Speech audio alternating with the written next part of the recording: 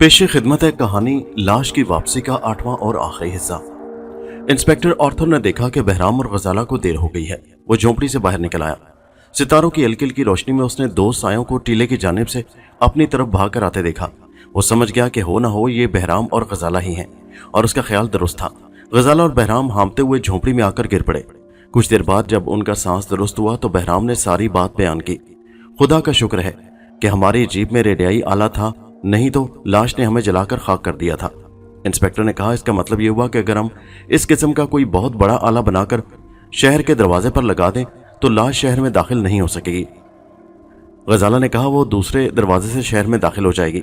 बहराम कहने लगा, लेकिन इस किस्म का बड़ा आला हम तैयार नहीं कर सकते। उस पर करोड़ों बल्कि अरबों रुपए सर्फ होंगे, और फिर अगर हम एक ही शहर को तबाही से बचा लेंगे तो लाश दूसरे शहरों में जाकर तबाही मचा देगी। फिर हम क्या करेंगे? इसका हल तो बस यही है कि किसी तरह से उस कंप्यूटर पर कब्जा किया तबाही मचा देगी। फिर हम क्या करेंगे? इसका हल तो बस यही है कि किसी तरह से उस कंप्यूटर पर कब्जा किया जाए जो लाश को कंट्रोल करता है और जो इस वक्त कप्तान प्लूटो के हाथ में है। इंस्पेक्टर ने कहा, मेरा ख्याल है अब मुझे तहखाने में जाकर कंप्यूटर पर कब्जा करना होगा। अब यह मुहिम मुझे सरअंजाम देनी चाहिए। बहराम ने कहा, नहीं इंस्पेक्टर आर्थर, तुम्हें वहां जाने की जरूरत नहीं, क्योंकि तुम अंदर की भूल भुलैयों से वाकिफ नहीं हो। उसके लिए मौजूद तरीन आदमी मैं हूं। गजाला बोली, लेकिन बहराम, तुमको मैं अंदर तहखाने में जाने नहीं दूंगी। वो लोग तुम्हें इस बार जिंदा नहीं छोड़ेंगे। इंस्पेक्टर ने कहा, बहराम, हम इस पर गौर कर लेंगे। अभी हमें इस जगह से निकलकर सीधे दफ्तर जाकर इंस्पेक्टर जनरल को सारी रिपोर्ट देनी चाहिए। फैसला वही होगा जो इंस्पेक्टर जनरल करेगा। ठीक है, आओ चलें। और बहराम, गजाला, इंस्पेक्टर झोंपड़ी से निकलकर शहर की तरफ रवाना हो गए। कप्तान प्लूटो को अपनी नाकामी पर सख्त गुस्सा था। उसने लाश को हुक्म दिया कि टीले से बाहर जिस झोंपड़ी से बहराम को सिग्नल वसूल हो रहे थे, उस झोंपड़ी में मौजूद हर शख्स को तबाह बर्बाद कर दो। लाश गायब हुई और रात के अंधेरे में झोंपड़ी में जाहिर हो गई। भेड़िए को देखा, दोनों की आंखों में खून उतर आया। भेड़िया बड़ा खूनखार और पला हुआ था। वो गुर्राया और लाश पर झपटा। उस बेजुबान को क्या मालूम था कि वो अपनी मौत पर झपट रहा है। जो ही भेड़िए के पंजे लाश के जिस्म से लगे, एक धमाका हुआ और भेड़िया एक जलता हुआ गोला बनकर फजा में बुलंद हुआ और फिर एक झटके के साथ झोंपड़ी के फर्श पर गिर पड़ा। लाश ने इधर उधर चलकर इंसानों को तलाश करने की कोशिश की, मगर वहां कोई नहीं था। झोंपड़ी खाली थी। लाश को प्लूटो ने सिग्नल दिया कि झोंपड़ी को तहस नहस कर दो। सिग्नल मिलते ही खूनी लाश ने झोंपड़ी को गिरा दिया। झोंपड़ी में आग लग गई। जलती आग और भड़कते शोलों में से बड़े आराम से निकलकर लाश बाहर आ गई। शोलों ने सारे मैदान को रोशन कर दिया। प्लूटो को मालूम हो चुका था कि झोंपड़ी खाली थी। उसने बटन दबाकर लाश को गायब करके वापस बुला लिया। उस वक्त प्लूटो ने उड़न तश्ती में अपने खास आदमियों को बुलाकर कहा कि गजाला और बहराम वहां से फरार होने में कामयाब हो गए हैं और ये उनके लिए डूब मरने का मकाम है। जल्दी उन्हें गार के बाहर एक आदमी की लाश मिल गई जिसने सारा राज हल कर दिया। उसी लाश का भेस बदलकर बहराम गार में आया था और सबको धोखा देकर गजाला को साथ लेकर फरार हो गया था। सवाल यह था कि अगर इस तरह से दूसरे कैदी भी भागने लगे तो वो ऊपर अपने सितारे वालों को जाकर क्या मुंह दिखाएंगे। एक साइंसदान ने उठकर कहा, मेरा ख्याल है कि हमें थाने पर हमला करके उसके सारे अमले को कत्ल करके थाने की इमारत को आग लगा देनी चाहिए। दूसरे ने कहा, हमें सारे शहर को आग लगा देनी चाहिए। ये हमारी तौहीन है, हमें इस तौहीन का बदला लेना चाहिए। सिर्फ हमारी ही नहीं बल्कि हमारे सितारे की सारी मखलूक की बेइज्जती हुई है। मरकरी बोला, भाइयों, हम एक बड़े अहम काम पर इस दुनिया में आए हैं। हमें बड़े तहम्मुल और सोच समझ से काम लेना होगा। बहराम और गजाला अपनी अक्लमंदी और हिकमत अमली से यहाँ से भागे हैं। यही हाल प्रोफेसर फिरदौसी का था। हमें उससे भी ज्यादा अक्लमंदी और सूझबूझ से काम लेना चाहिए। अगर हमने शहरों और थानों को यूं ही गुस्से में आग लगानी शुरू कर दी तो हमारा मिशन नाकाम हो जाएगा। हम जिस मकसद के लिए इस दुनिया में आए हैं वो मकसद फौत हो जाएगा। कप्तान प्लूटो ने उठकर कहा, मरकरी का ख्याल दुरुस्त है, हमें दानिशमंदी से काम लेना चाहिए, लेकिन बहराम और गजाला और इंस्पेक्टर आर्थर ने हमारी सख्त तौहीन की है। उन्हीं से किस कप्तान प्लूटो ने उठकर कहा, मरकरी का ख्याल दुरुस्त है, हमें दानिशमंदी से काम लेना चाहिए, लेकिन बहराम और गजाला और इंस्पेक्टर आर्थर ने हमारी सख्त तौहीन की है। उन्हीं से किसी एक को हलाक करके हमें इस तौहीन का बदला जरूर लेना है। हमें सिर्फ ये मालूम करते रहना चाहिए कि उन तीनों में से कंप्यूटर कब जेब में नहीं होता। बस उस वक्त हम खूनी लाश से उस पर हमला करके उसे तबाह कर सकते हैं। एक ने कहा, हमें मंजूर है। सब ने तालियां बजाईं। कप्तान प्लूटो ने लाश को गायब करने के बजाय बड़े कमरे में मेज पर लिटा दिया ताकि मुनासिब वक्त पर उसे इंतकाम के लिए रवाना किया जा सके। लाश बड़ी खामोशी से मेज पर लेट गई। कप्तान प्लूटो ने दुनिया से उठाए हुए एक इंजीनियर को बुलाया और उससे पूछा कि दूसरे इंजीनियर कहाँ रहते हैं। उसने न बताया तो उसे सख्त अजियत दी जाएगी। इंजीनियर ने फिर भी अपने साथियों के ठिकाने का पता न बताया। प्लूटो ने कहा कि उसकी खोपड़ी खोल दो, हम पता कर लेंगे। उस वक्त टीका लगाकर इंजीनियर को बेहोश कर दिया गया। बेहोश करने के बाद उसे मेज पर लिटा दिया गया। प्लूटो ने ऑपरेशन करने वाला लिबास पहना और एक बिजली की छोटी सी आरी के साथ सोए हुए इंजीनियर के खोपड़ी का ऊपर वाला हिस्सा ने लगा। प्लूटो ने एक बड़े से कांटे की मदद से बेचारे इंजीनियर का भेजा उठाकर प्लेट में डाल दिया। फिर उस प्लेट को एक मशीन में बंद करके बटन दबा दिया। उस मशीन का काम ही सिर्फ ये था कि मरे हुओं के दिमाग उसमें डाल दिए जाएं और वो मशीन वो सब बातें बयान कर देती जो दिमाग के अंदर मौजूद होते थे। उन्होंने इंजीनियर का भेजा भी मशीन में डाल दिया था। मशीन चला दी गई। घों घों की आवाज के साथ इंजीनियर का भेजा मशीन में गोल गोल गर्दिश करने लगा। शीशे में से प्लूटो और दूसरा सर्जन ये सब कुछ देख रहे थे। भेजा घूम रहा था मगर बाह्य ग्राफ पर कोई एक इशारा भी नहीं पड़ रहा था। भेजा किसी के नाम का पता ना बता रहा था। प्लूटो ने अपने नायब से पूछा, कहीं हमने किसी अहमक आदमी का भेजा तो नहीं निकाल लिया? नहीं जनाब, आपके सामने मशहूर फनकार का दिमाग चुराकर तशरी में डाला था। मेरा ख्याल है कि या तो इस इंजीनियर को दूसरे साथियों का इल्म नहीं और या फिर इसने कोई ऐसी दवाई खा रखी है जिसने इसके दिमाग की यादाश्त की प्लेट को साफ कर दिया है। मेरा भी यही ख्याल है, प्लूटो ने कहा। मेरी राय है कि हमें फौरन कुछ आला किस्म के लोगों के कॉलेज के प्रिंसिपल और अस्पताल के सबसे बड़े डॉक्टर को अगवा करके ले आए। हम उन दोनों को आज शाम ही छोटी उड़न तश्तरी में आसमान की तरफ रवाना कर देंगे। ठीक है, दिन चढ़ते ही पहला काम यही करेंगे। दिन चढ़ा तो थाने में एक खुफिया इजलास हुआ। बहराम और गजाला ने पूरी रिपोर्ट पेश कर दी। इंस्पेक्टर जनरल ने कहा, इस रिपोर्ट की रोशनी में सिर्फ एक बात सामने आती है कि हमें किसी न किसी तरह इस कंप्यूटर को कब्जे में करना है जो खूनी लाश को कंट्रोल करता है, क्योंकि सितारों की मखलूक इस खूनी लाश से काम लेकर यहाँ कत्लो खवाह का बाजार गर्म किए हुए है। इस पर बहराम ने खड़े होकर कहा, जनाब, तहखाने के तमाम खुफिया रास्तों से मैं वाकिफ हो गया हूँ। मुझे इजाजत दी जाए कि मैं तहखाने में जाकर इस कंप्यूटर पर कब्जा करने की कोशिश करूँ। आप यकीन करें, मैं अपनी कोशिश में जरूर कामयाब होऊंगा। इस तजवीज़ की गजाला ने मुखालफत की मगर सब ने इत्तफाक राय से बहराम को एक बार फिर खुफिया मुहिम पर रवाना करने के लिए चुन लिया। इस दफा की मुहिम पहले से ज्यादा खतरनाक थी। पहले तो सिर्फ गजाला को फरार करवाना था, लेकिन अब उस खतरनाक कंप्यूटर पर कब्जा करना था जो लाश को कंट्रोल करता था और जो हर वक्त कप्तान प्लूटो की जेब में रहता। पहले तो सिर्फ गजाला को फरार करवाना था, लेकिन अब उस खतरनाक कंप्यूटर पर कब्जा करना था जो लाश को कंट्रोल करता था और जो हर वक्त कप्तान प्लूटो की जेब में रहता था। फिर भी बहराम को यकीन था कि वो इंसानों की बेहतरी और मुल्क की भलाई के लिए ये काम जरूर कर गुजरेगा। चुनाचे एक रात उसने खूनी लाश से बचने वाला आला जेब में रखा, कंप्यूटर पतलून की जेब में छुपाया और अंधेरे में गार की तरफ रवाना हो गया। कप्तान प्लूटो ने खूनी लाश को एक बार फिर रवाना कर दिया। उसे हुक्म दिया गया कि शहर के सबसे बड़े अस्पताल में जाकर वहां के सबसे बड़े डॉक्टरों को अगवा करके ले आए। खूनी लाश अपनी जगह से एक झटके के साथ गायब हो गई। शहर का सबसे बड़ा अस्पताल कंपनी बाग के किनारे पर वाक़या था। सुबह अभी अभी हुई थी। अस्पताल में डॉक्टर मरीजों की देखभाल कर रहे थे। अस्पताल का सबसे बड़ा डॉक्टर एक बूढ़ा और ज़हीन शख्स था। ये दिल का माहिर सर्जन था और उसने कई ऑपरेशन किए थे। डॉक्टर उस वक्त अस्पताल के मुर्दा खाने में लाशों के दरमियान एक ऐसी लाश का मुआयना कर रहा था जिस पर शक हुआ था कि उसे जहर देकर हलाक किया गया है। डॉक्टर ने लाश को तख्ते पर डाल रखा था। उसका पेट चाक था, दिल बाहर निकला हुआ था, दिल को 2 टुकड़े किए हुए था और डॉक्टर उसे बड़े गौर से देख रहा था। उस वक्त डॉक्टर के पास एक नर्स और असिस्टेंट डॉक्टर मौजूद था। डॉक्टर ने अपने असिस्टेंट को किसी काम से कॉलेज भिजवा दिया। अब वहां सिर्फ डॉक्टर और नर्स रह गई। खूनी लाश टीले की गार से गायब होकर अस्पताल के मुर्दा खाने में नमदार होने ही वाली थी। डॉक्टर ने नर्स से कहा कि वो मुर्दा खाने के दूसरे कमरे से एक औजार उठा लाए। नर्स दूसरे कमरे में चली गई। उस कमरे में उन मुर्दों के टुकड़े स्पिरिट से भरे हुए बड़े मर्तबानों में कतार में रखे थे जिन्हें अस्पताल वालों ने पोस्टमार्टम के बाद वहां डाल दिया था। खूनी लाश की फ्रीक्वेंसी में थोड़ा सा फर्क आ गया था और वो डॉक्टर के कमरे के बजाय उस कमरे में नमदार हो गई जहां नर्स औजार तलाश कर रही थी। नर्स अलमारी खोलकर झुकी हुई थी कि उसके पीछे अचानक खूनी लाश नमदार हो गई। नर्स ने औजार तलाश किया और अलमारी बंद करने लगी। अलमारी बंद करके वो जो ही पीछे को घूमी तो उसने अपनी आंखों के सामने एक भयानक चेहरे वाली ऊंची लंबी एक लाश को देखा। वो बुत जो ही पीछे को घूमी तो उसने अपनी आंखों के सामने एक भयानक चेहरे वाली ऊंची लंबी एक लाश को देखा। वो बुत की बुत बनी उसे देखती रह गई। खूनी लाश उसकी तरफ हाथ फैलाकर बढ़ी। नर्स के हाथ से औजार गिर पड़ा। उस पर ऐसी मर्दनी तारी हुई कि उसके मुंह से चीख भी ना निकल सकी। उसके हाथ पैर ठंडे पड़ गए, आंखें पथरा गई। वो ये समझी कि मुर्दा खाने की कोई लाश जिंदा हो गई है। दहशत ने उसके खून को सर से लेकर पांव तक ठंडा कर दिया। खूनी लाश ने हाथ आगे बढ़ाकर नर्स को गर्दन से पकड़ लिया। खूनी लाश के हाथ के लगते ही एक झटके के साथ नर्स के सारे जिस्म में आग लग गई और वो झुलस कर जमीन पर गिर पड़ी। टीले के गार में कप्तान प्लूटो ने उस वक्त महसूस कर लिया कि लाश ने किसी ऐसे इंसान को हाथ लगा दिया है जो फ्रीक्वेंसी पर नहीं था। यही वजह थी कि उसे करंट पड़ गया था। उन्होंने लाश को दोबारा फिर ठीक सिमत पर लगाया। खूनी लाश ने चलना शुरू कर दिया। वो कमरे के बाहर आ गई। यहाँ चारों तरफ इंसानी लाशों के आधे पूरे ढांचे पड़े थे। खूनी लाश हैरान सी हो रही थी कि ये इतनी सारी लाशें कहाँ से आ गई हैं। उसके दिमाग में इससे आगे अपने पीछे पांव की आहट सुनी तो देखे बगैर बोला, नर्स जल्दी से औजार मुझे दो। नर्स ने औजार उसकी तरफ ना बढ़ाया तो डॉक्टर ने पीछे देखे बगैर डांट कर कहा, नर्स क्या तुम मेरी बात नहीं सुन रही हो? उस पर भी वो खामोश रही तो डॉक्टर ने गुस्से में पलट कर देखा और वो देखता ही रह गया। उसके पीछे एक दहशतनाक चेहरे वाली भूतनुमा लाश खड़ी थी। पहले तो डॉक्टर ने ख्याल किया कि ये कोई मुर्दा खाने की लाश है।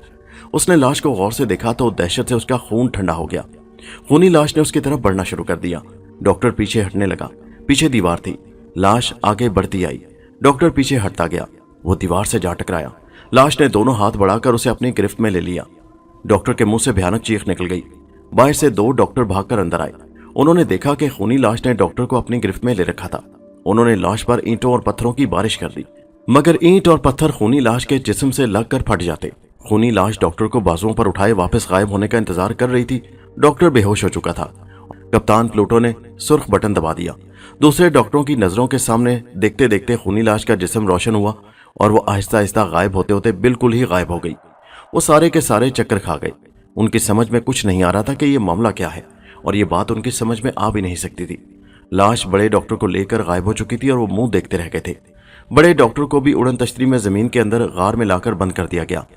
अब लाश को शहर के सबसे बड़े डाकू को अगवा करने के लाने के लिए भेजा गया। ये डाकू शहर से बाहर एक जेल में उम्र कैद की सजा भुगत रहा था। सितारों की मखलूक सबसे बड़े लोगों को जमा करके अपने सितारे पर ले जाना चाहती थी, ख्वाह वो अच्छे लोग हों ख्वाह बुरे हों। लाश गायब हो गई। शहर की सबसे बड़ी जेल में डाकू एक सुलाखों वाली कोठरी में बैठा चक्की चला रहा था कि अचानक कमरे में रोशनी सी हो गई। उसका हाथ रुक गया और वो आंखें मलते हुए गौर से कोठरी में तकने लगा। क्या देखता है कि एक हैबतनाक लाश उसके सामने खड़ी है। डाकू बड़ा बहादुर और दलेर आदमी था। उसने हिम्मत न हारी और उठकर खड़ा हो गया। गौर से कोठरी में तकने लगा। क्या देखता है कि एक हैबतनाक लाश उसके सामने खड़ी है। डाकू बड़ा बहादुर और दलेर आदमी था। उसने हिम्मत न हारी और उठकर खड़ा हो गया। लाश उसे खामोशी से तकती रही। डाकू ने जमीन पर से एक पत्थर उठाया और लाश के सर पर फेंक दिया। पत्थर लाश के सर पर लगते ही फटकर रेजा रेजा हो गया। अब डाकू कुछ खौफजदा हो गया। वो पीछे को हटा। लाश आगे बढ़ी। लाश ने एक हाथ बढ़ाया और डाकू को पकड़ लिया। डाकू ने जोर से चीख मारी। सारी जेल में शोर मच गया। सिपाही उसकी कोठरी की तरफ भागे। वो ये देखकर हैरान रह गए कि कोठरी खाली थी। डाकू गायब हो चुका था। कप्तान प्लूटो ने डाकू को भी उड़न तश्तरी की एक तंगो तरी कोठरी में कैद कर लिया। अब उसने लाश को हुक्म दिया कि शहर के कॉलेज के सबसे बड़े हिसाब के प्रोफेसर को अगवा करके लाया जाए। लाश अपने कंप्यूटर के हुक्म पर वहां से रवाना हो गई। कप्तान प्लूटो ने अपने जासूसों की मदद से यह मालूम कर लिया था कि हिसाबदान प्रोफेसर इस वक्त अपने कॉलेज में है और क्लासरूम में लेक्चर दे रहा है। उसने लाश की फ्रिक्वेंसी कॉलेज के लेक्चर रूम की तरफ की और लाश को गायब कर दिया। लाश रोशन होकर जर्रों में तब्दील होकर फजा में बिखर गई। हिसाबदान प्रोफेसर उस वक्त कॉलेज में अपने कमरे में लेक्चर देने के बाद आ चुका था। लाश लेक्चर रूम में नमदार होकर कोने में खड़ी हो गई। जो ही 2 स्टूडेंट अंदर आए वो लाश को देखकर शोर मचाते बाहर को भागे। लाश उनके पीछे पीछे चलती बाहर आ गई। फौरन प्लूटो ने रडार की स्क्रीन पर देखा कि लाश गलत जगह पर आ गई है। उसने लाश को प्रोफेसर के कमरे की तरफ रवाना किया। लाश प्रोफेसर के कमरे की तरफ बढ़ी। कॉलेज में शोर मच गया। लड़कों ने खूनी लाश पर पत्थर बरसाने शुरू कर दिए, मगर लाश पर कोई असर नहीं हो रहा था। पत्थर उसके जिस्म से टकराकर पाश पाश हो रहे थे। प्रोफेसर कमरे के बाहर निकल आया कि ये कैसा शोर हो रहा है। उसके बाहर आते ही लाश के ट्रांसमीटर में झटका सा लगा। लाश ने घूमकर अपना रुख प्रोफेसर की तरफ कर लिया और प्रोफेसर की तरफ बढ़ी। प्रोफेसर कमरे के अंदर भाग गया। लाश उसके पीछे कमरे में दाखिल हो गई। उस वक्त कमरे में 2 आदमी बैठे काम कर रहे थे। लाश ने आगे बढ़कर एक हाथ से प्रोफेसर की गर्दन पकड़ ली। प्रोफेसर बेहोश हो गया। लाश ने उसे अपनी गोद में उठा लिया। उसके बाद लाश प्रोफेसर समेत गायब हो गई। कप्तान प्लूटो ने लाश को हुक्म दिया कि वह प्रोफेसर को उड़न तश्तरी के एक कमरे में ले जाकर बंद कर दे। लाश उसे उड़न तश्तरी के अंदर ले गई और एक कमरे में ले जाकर बंद कर दिया। अब कप्तान प्लूटो ने यह मालूम किया कि साइंसदान फिरदौसी कहाँ है। वो उसे फिर से गिरफ्तार करके उड़न तश्तरी में लाना चाहता था। उसे ये मालूम था कि बहराम और गजाला वगैरह ने रेडियाई आले की मदद ले रखी है, जिसकी वजह से लाश उनके करीब नहीं जा सकती। उसका ख्याल था कि शायद फिरदौसी के पास ये आला नहीं होगा।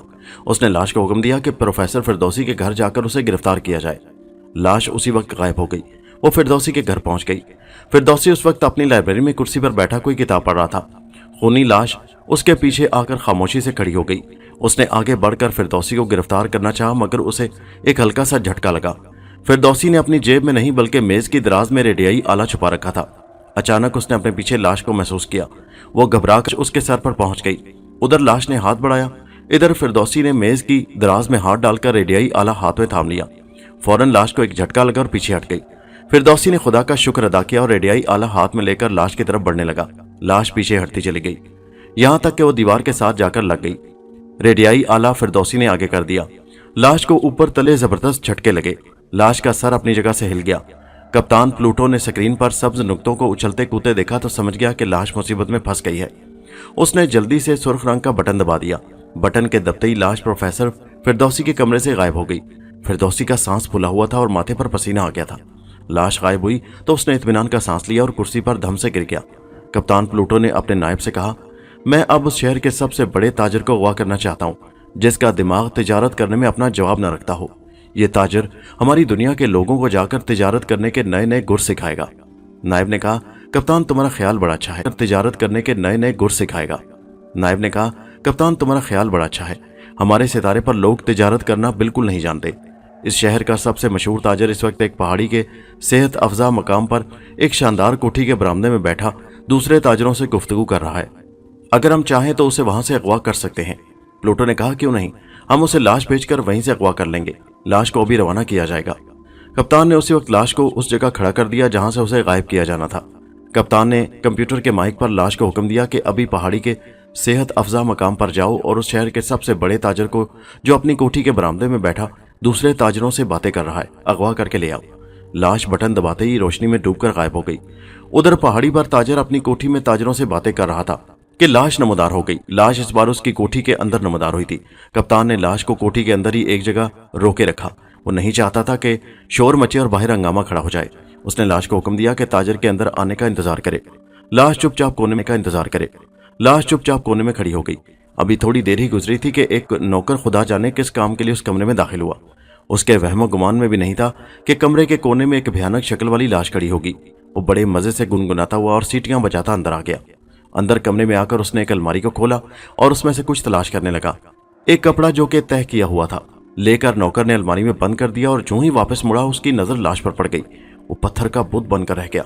उसके पीछे लाल लाल पथरीली आंखों वाली लाश खामोश खड़ी थी। भूत भूत!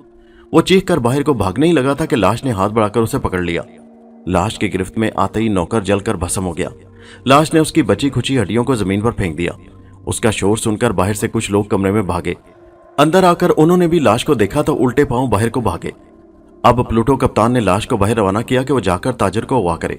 उसे डर था कि कहीं ताजर शोर सुनकर लाश को दूर से देखकर भाग ना जाए। लाश ने बरामदे में आकर उस मोटे ताजर को देख लिया को बाहर रवाना किया कि वो जाकर ताजर को अगवा करे। उसे डर था कि कहीं ताजर शोर सुनकर लाश को दूर से देखकर भाग ना जाए। लाश ने बरामदे में आकर उस मोटे ताजर को देख लिया जिसे उसे अगवा करना था। ताजर ने भी लाश को देख लिया। उस पर गशी सी तारी होने लगी। उसके पांव मन मन भारी हो गए। उसने एक चीख मारी और नौकरों को आवाज दी, लेकिन लाश उसके सर पर पहुंच गई थी। लाश ने उसे अपने दोनों बाजुओं में जकड़ लिया। बाजुओं में लेते ही ताजर बेहोश हो गया और कप्तान प्लूटो ने बटन दबाकर लाश को गायब कर दिया। लाश ताजर को लेकर गार में आ गई। कप्तान ने लाश को हुक्म दिया कि वो ताजर को भी उड़न तश्तरी में बंद कर दे। नायब ने मुस्कुराकर कहा, कप्तान, हमारे पास अब इतने लोग जमा हो गए हैं कि हम पहली खेप उड़न तश्तरी के जरिए अपने सितारे को रवाना कर सकते हैं। कप्तान ने कहा, मगर मैं जब तक साइंसदान फिरदौसी और गजाला या बहराम को अगवा नहीं कर लूंगा उड़न तश्तरी को सितारों की तरफ रवाना नहीं करूंगा। नायब कहने लगा, मगर कप्तान, जब तक उन लोगों के पास रेडियाई आला है लाश उन्हें अगवा न कर सकेगी। सबसे पहले हमें उस आले को अगवा करना होगा। तो उसको इस काम पर लगा दिया। उधर शहर में इतने लोगों के अगवा से एक शोर मच गया। बहराम को इंस्पेक्टर ने जंगल से वापस बुलाकर नई सूरत-ए-हाल से आगाह किया। उसे बताया गया कि मामला बड़ा नाजुक हो गया है और अब जरूरत इस बात की है कि गार वालों को जल्द अज जल्द बर्बाद किया जाए और उड़न तश्तरी पर कब्जा करके अगवा होने वालों को छुड़ाया जाए। बहराम ने कहा कि वो हर सूरत-ए-हाल के मुकाबले के लिए तैयार है। चुनाचे वो नए साजो सामान और नए इरादों के साथ गार की तरफ रवाना हुआ। उस वक्त वो एक बूढ़े अंधे फकीर के भेस में था जो हाथ में लाठी लिए आहिस्ता आहिस्ता भीख मांगता आगे बढ़ रहा था। जंगल से निकलकर वो टीले की तरफ रवाना हो गया। वो लाठी टेकता अंधा बना चल रहा था। गार वाले टीले से थोड़ी दूर जाकर वो एक पत्थर के पास बैठ गया और हाथ फैलाकर आवाजें देने लगा, अंधे फकीर को खैरात दो बाबा। कप्तान ने दूसरे सैयारे पर जाने की तैयारियां शुरू कर दी।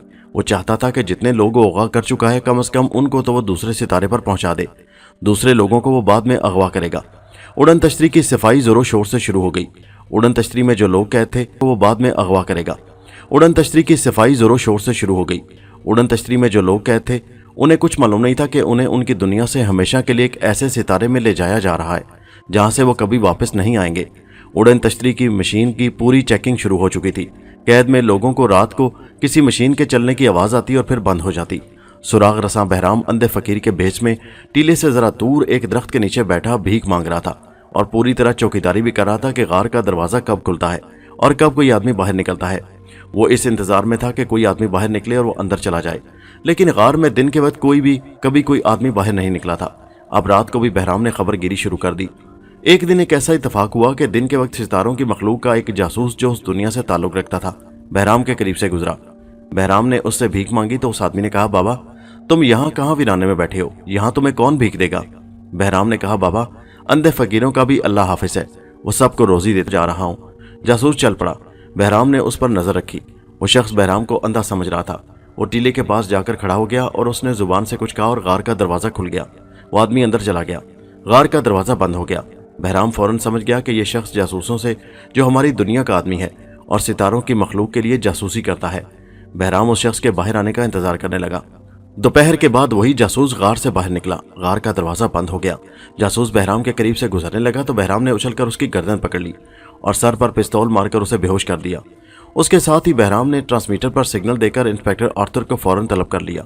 थोड़ी देर बाद इंस्पेक्टर जीप में वहां पहुंच गया।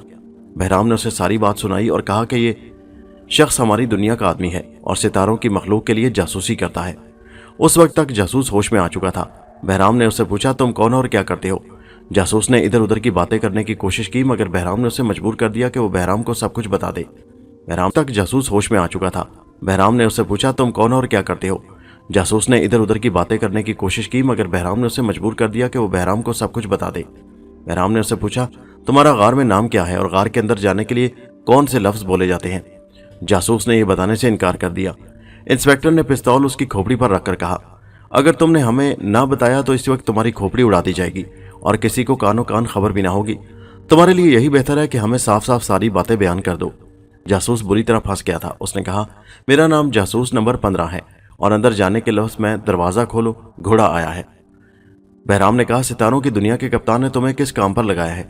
जासूस ने कहा, मुझे इस काम पर लगाया है कि मैं उस आले को चोरी करूं जिसकी शाखें लाश को करीब जाने से रोकती हैं। बहराम ने इंस्पेक्टर से कहा, इंस्पेक्टर इस आदमी को लेकर लेबोरेटरी में चलते हैं। उन्होंने जासूस को रस्सियों से बांधकर जीप में डाला और उसे लेकर थाने की लेबोरेटरी में आ गए। यहाँ उसे फिर से टीका लगाकर बेहोश कर दिया गया। बहराम ने अपनी शक्ल मेकअप करके और चेहरे पर प्लास्टर चढ़ाकर बिल्कुल उस जासूस जैसी बनाई। उसी के कपड़े पहने जासूस को जेल की सलाखों के पीछे बंद कर दिया गया और खुद जीप में बैठकर इंस्पेक्टर आर्थर के साथ टीले की तरफ रवाना हो गया। इंस्पेक्टर ने कहा, तुम्हारा काम बड़ा नाजुक है बहराम। अगर कप्तान को जरा भी शक हो गया तो वो तुम्हें जिंदा नहीं छोड़ेगा। तुम्हारी जान भी जाएगी और हमारे किए किराए पर भी पानी फिर जाएगा, इसलिए तुम्हें बड़ी होशियारी की जरूरत है। बहराम ने कहा, फिक्र न करो इंस्पेक्टर, मैं कच्ची गोलियां नहीं खेला। वैसे तुम खुद ही बताओ, क्या मेरी शक्ल जासूस नंबर 15 जैसी नहीं है?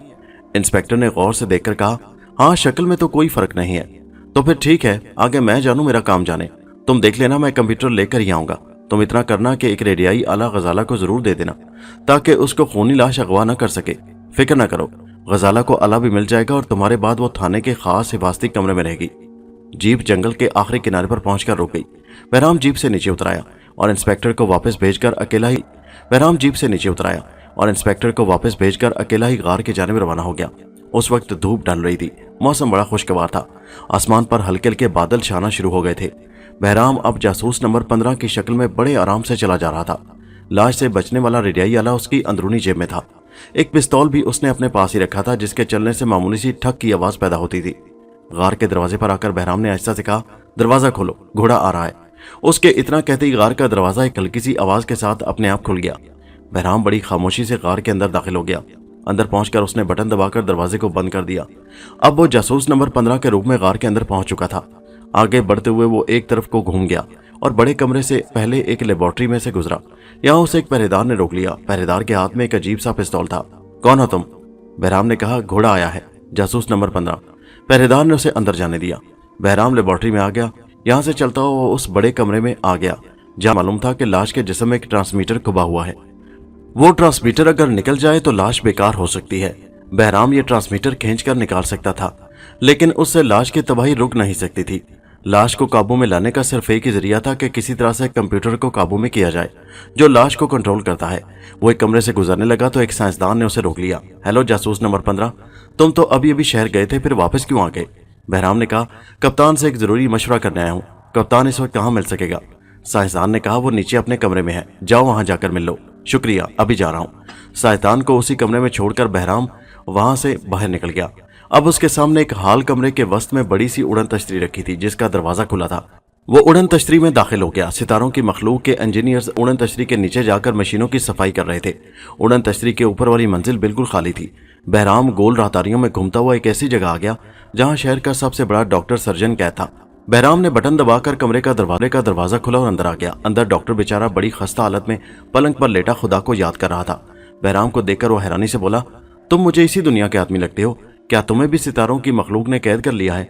बहराम उसके करीब जाकर बोला, सुनो डॉक्टर, मैं इसी दुनिया का आदमी हूँ, मगर मुझे इन लोगों ने कैद नहीं किया, बल्कि मैं तुम लोगों को कैद से आज़ाद कराने आया हूँ।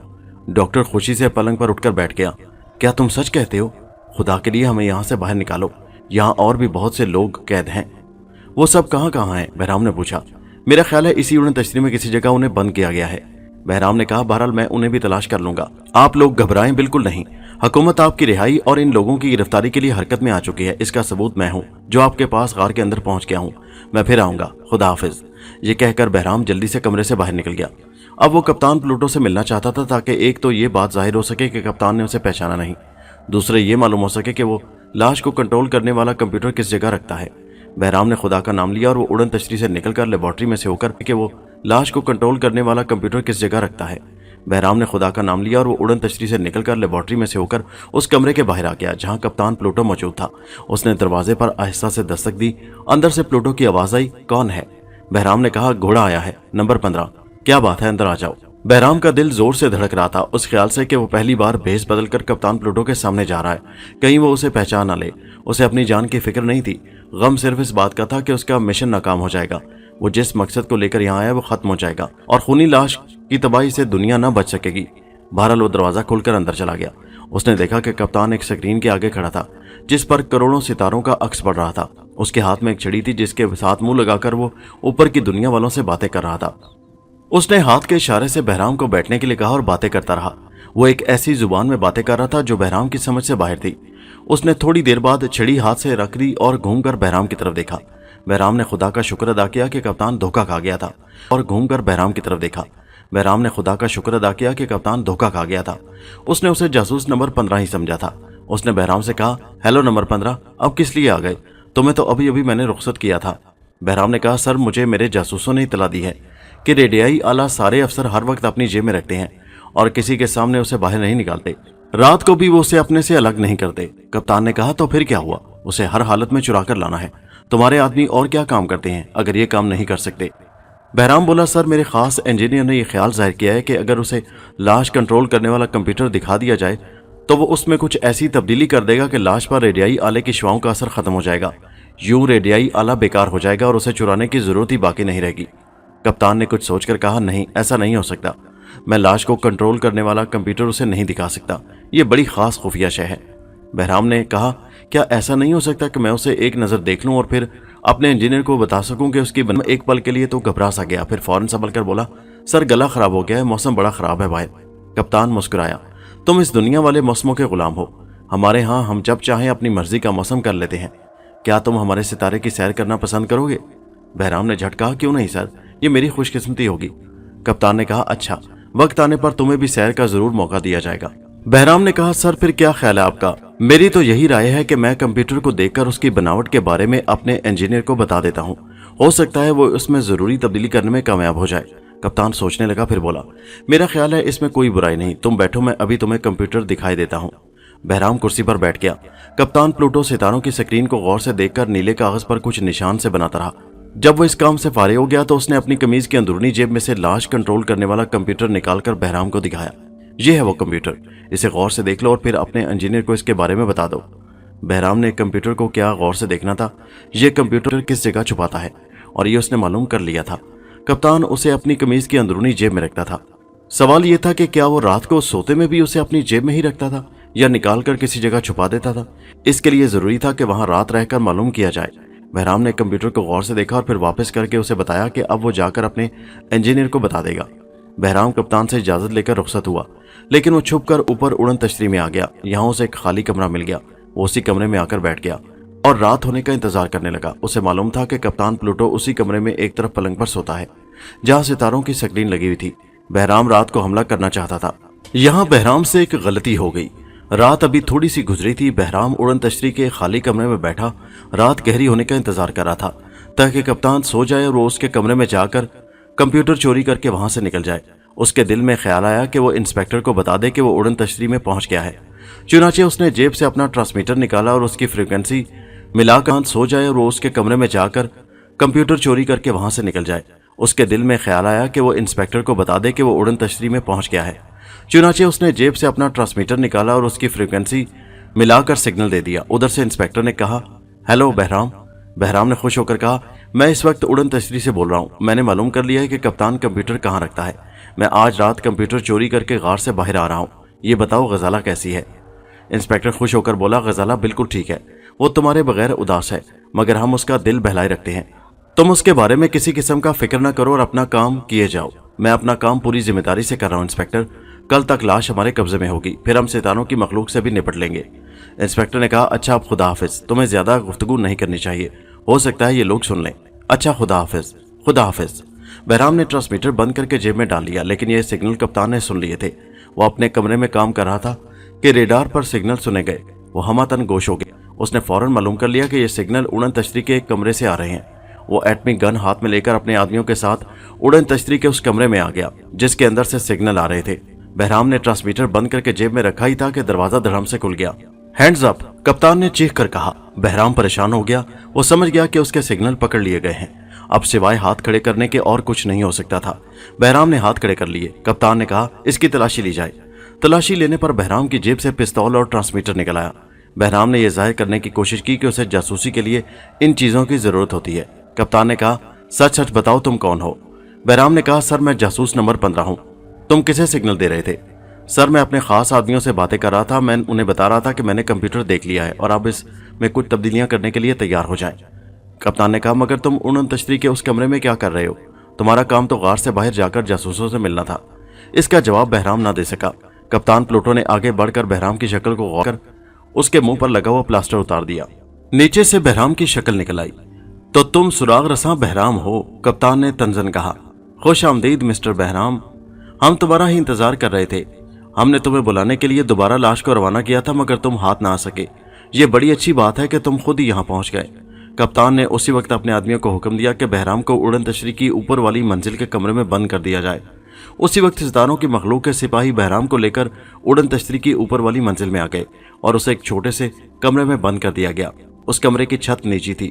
कमरे को बिजली के जरिए बाहर से मुकफ्फल कर दिया गया था। बहराम हर मुमकिन कोशिश के बावजूद भी दरवाजा नहीं खोल सकता था। अब बहराम पछताने लगा कि उसने इंस्पेक्टर से बात क्यों की। ख्वाह वो मुसीबत में फंस गया, मगर अब क्या हो सकता था? वक्त गुजर गया था। उससे भारी गलती हो गई थी और उसे पहचान कर कैद कर दिया गया था।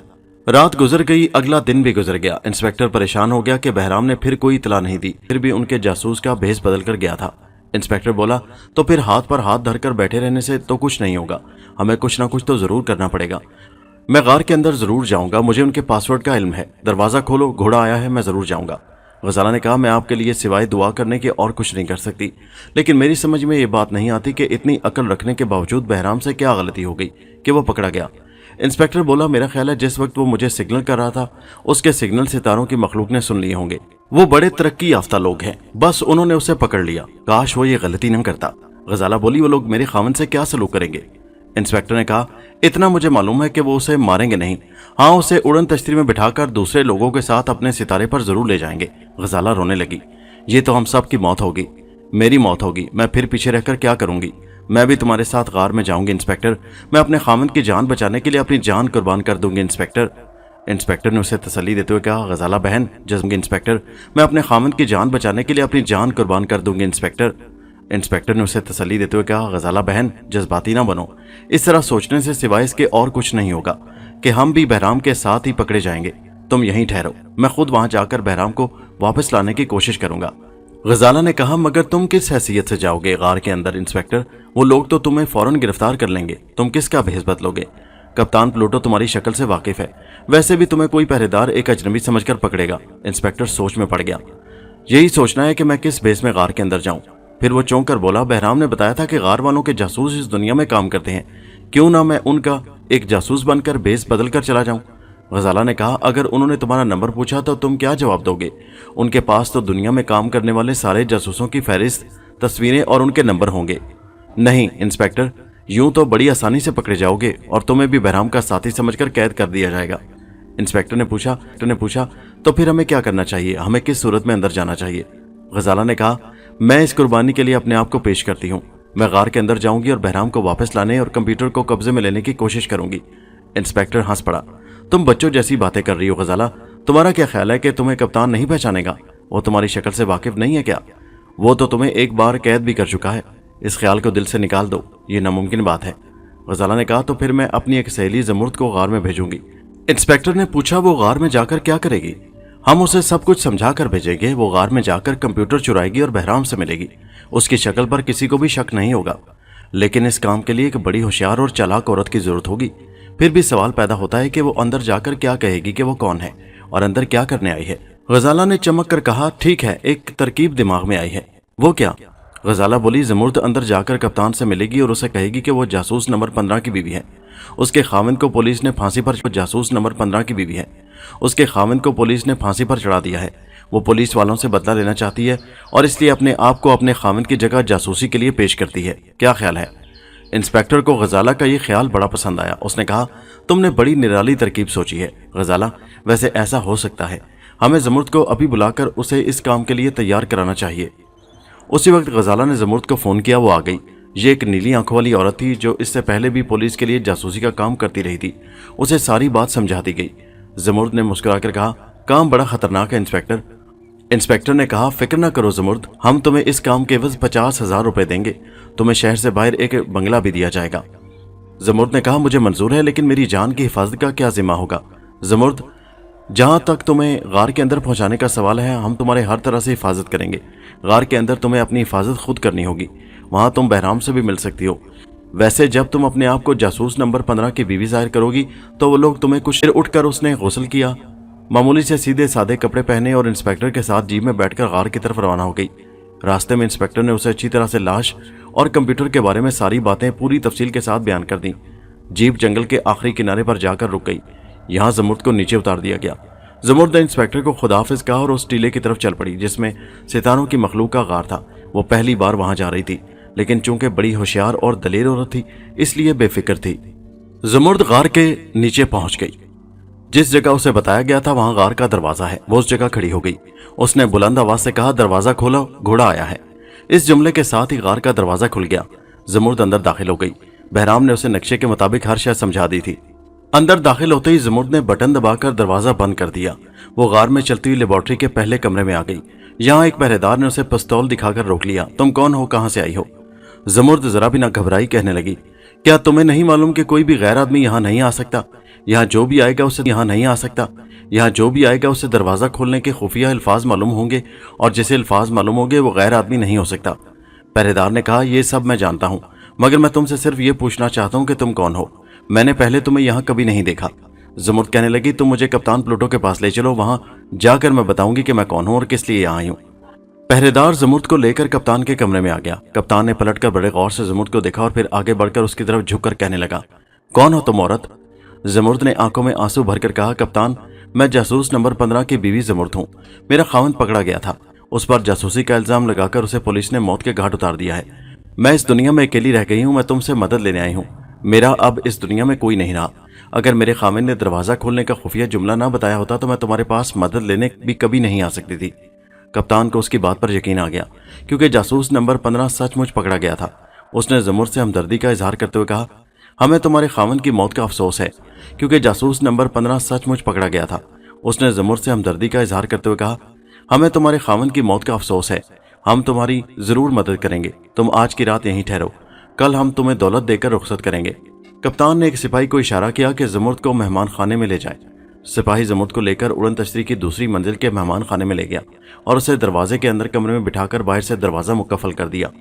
بات اصل میں یہ تھی کہ کپتان نے اسے اشارے میں کہا تھا کہ زمرد کی پوری طرح نگرانی کی جائے، کیونکہ اسے غار کے کھولنے والے الفاظ معلوم ہو گئے ہیں۔ کپتان اب زمرد کو یہاں سے کبھی باہر نہیں بھیجنا چاہتا تھا، وہ اسے بھی ستاروں کی دنیا میں اپنے ساتھ لے جانا چاہتا تھا۔ زمرد کو خبر نہیں تھی کہ اس کے ساتھ دھوکہ کیا گیا ہے۔ کپتان زمرد پر بھی یہ ظاہر نہیں کرنا چاہتا تھا کہ اسے قید کیا گیا ہے۔ اس نے پہرےداروں کو کہہ رکھا تھا کہ زمرد اندر چل پھر سکتی ہے، لیکن اسے غار کے دروازے کی طرف جاتے دیکھیں تو اسی وقت گولی مار کر ہلاک کر دیں۔ آدھی رات کو زمرد نے دروازہ کھٹکھٹا کر پہرےدار سے کہا کہ وہ کپتان سے ملنا چاہتی ہے۔ زمرد نے دروازہ کھٹکھٹا کر پہرےدار سے کہا کہ وہ کپتان سے ملنا چاہتی ہے۔ پہرےدار نے کہا کہ کپتان اس وقت سو رہا ہوگا۔ زمرد نے کہا کہ وہ کپتان کو خفیہ بات بتانا چاہتی ہے۔ پہرےدار نے کپتان کو فون کیا۔ کپتان نے کہا کہ زمرد کو لے کر آ جاؤ۔ زمرد کپتان کے بیڈ روم میں آئی تو کپتان بستر پر اٹھ کر بیٹھا ہوا تھا اور اس کا انتظار کر رہا تھا۔ پہرےدار چلا گیا۔ زمرد ایک کرسی پر بیٹھ گئی۔ کپتان نے پوچھا، تم کون سی خفیہ بات کہنا چاہتی ہو؟ زمرد نے کہا، کپتان، میں نے یہ بات تمہیں پہلے نہیں بتائی تھی۔ میں پہلے تسلی کر لینا چاہتی تھی کہ تم لوگ مجھ سے تو کوئی دھوکہ تو نہیں کرو گے اور اچھا سلوک کرو گے۔ اب مجھے یقین ہو گیا ہے کہ تم میرے ہمدرد ہو، اس لیے یہ راز میں اب تمہیں بتا رہی ہوں۔